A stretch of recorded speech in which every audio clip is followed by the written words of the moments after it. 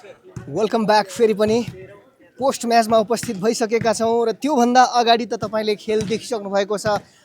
आयोजक टिम सिलिचोङ गाउँपालिका भर्सेस सडानन्द नगरपालिका र यो खेल सोझो सेटमा सडानन्दले जितिसके पछाडिको यो पोस्ट म्याच हो यो। र तपाईँलाई फेरि पनि रिक्याप गराउँ, फर्स्ट सेटमा चाहिँ 18 को विरुद्ध 25 अङ्क र सेकेन्ड सेटमा 19 को विरुद्ध 25 अङ्कले सडानन्दले जितिसकेको अवस्था छ। र यो खेल पछाडि म्यान अफ द म्याच भने दमन उदास, जर्सी नम्बर 1 क्याप्टेन पनि हुनुहुन्छ सडानन्द नगरपालिकाको। आउनुहोस् यो खेलको बारेमा र आगामी खेलको बारेमा कुरा गरौँ। नमस्ते, स्वागत छ। नमस्ते सर, धन्यवाद। बधाई छ, तपाईँ म्यान अफ द म्याच हुनुभएको छ। हस्, धन्यवाद सर। खेल अलिकति कमजोर टिमसँगै पर्या हो, तपाईँलाई कस्तो भइरहेछ यी खेल हेर्दाखेरि र स्कोर हेर्दाखेरि पनि? हजुर, खेल चाहिँ आयोजक टिम थोरै कमजोरै हाम्रो टिमभन्दा देखियो। खेल हेर्दाखेरि अलिक सहजै हो खेल्नलाई।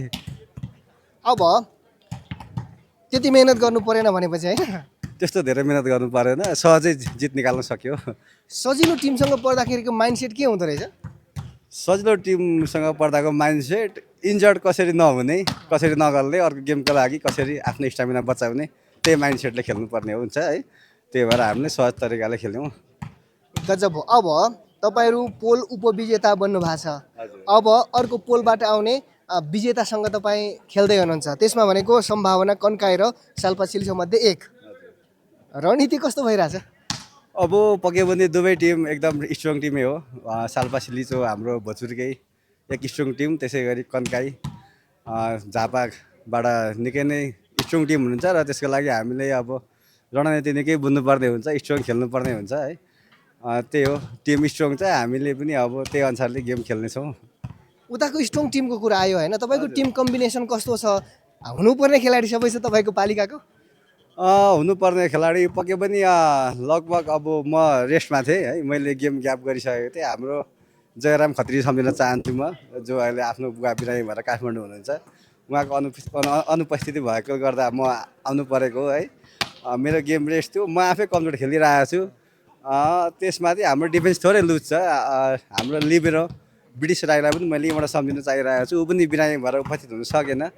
त्यही भएर हामीले थोरै डिफेन्स र रिसिभमा सुधार गर्न सक्यौँ भने पक्कै पनि जित निकाल्छौँ होला भन्ने हाम्रो आशा छ।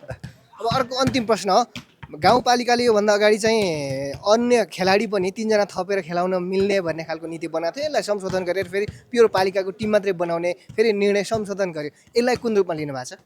यो एकदम 3 जना बाहिरको हाल्ने भन्नेमा चाहिँ हाम्रो टिम नआउने नै भन्ने लगभग निष्कर्ष भइसकेको थियो। र अब आफ्नै टाइट पालिका मात्रै हुँदा नयाँ उत्पादनमा पनि जोडिन्छ। खेलाडी उत्पादन एकदम कम भइरहेको छ अहिले हाम्रै पालिकामा पनि। अब खेलाडी उत्पादन कम भएकोले गर्दा म लगायत जयराम खत्री पछिको सेटर नहुनु, मनिष गौतम पछिको स्पाइकर नहुनु, अर्जुन दर्नाल पनि अब अहिले खेल्नु परिरहेको छ। त्यही भएकोले गर्दा यो टाइट पालिका गराउँदाखेरि चाहिँ खेलाडी उत्पादनमा जोडिन्छ र यो एकदम राम्रो कुरा हो।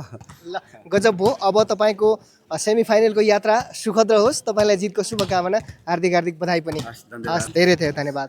तपाईँले सुनिसक्नु भएको छ दमन उदास, क्याप्टेन अफ सडानन्द नगरपालिका। र अब हामी यो पछाडिको यो लिग चरणको अन्तिम खेल तपाईँ यहाँ ग्राउन्डमा पनि देखिरहनु भएको छ। यहाँ चाहिँ अबको खेल कन्काई नगरपालिका झापा भर्सेस साल्पा सिलिचो गाउँपालिका भोजपुर। अब यो खेलको अर्को लाइभ लिएर आउँछौँ, तपाईँ आउँदै गर्नुहोला। अहिलेलाई यो पोस्ट म्याचबाट म भने बिदा हुन्छु। नमस्ते।